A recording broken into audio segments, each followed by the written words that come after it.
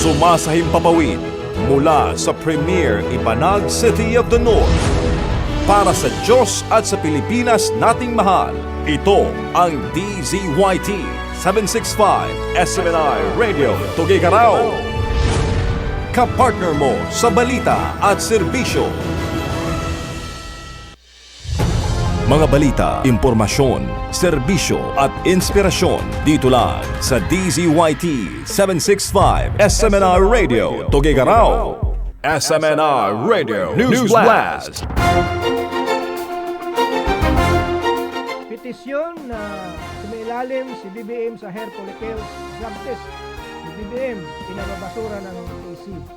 Pinababasura ng Office of the Solicitor General o OSG sa Korte Suprema ang petisyon na sumailalim si Pangulong Bongbong Marcos Jr. sa physical at mental examination kabilang ang hair follicle drug test at paglalabas ng medical records.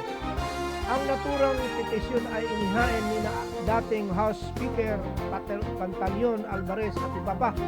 Ayon sa OSG, ang medical record o health information ng isang tao ay protektado ng batas, partikular ng Data Privacy Act.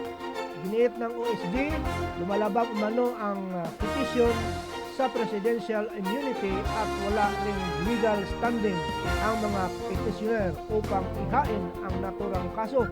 Samantala, nakasaad sa Article 7 Section 12 ng 1987 Constitution na dapat ipaalam sa publiko ang kalagayan ng kalusugan ng Pangulo kung siya ay may seryosong karamdaman.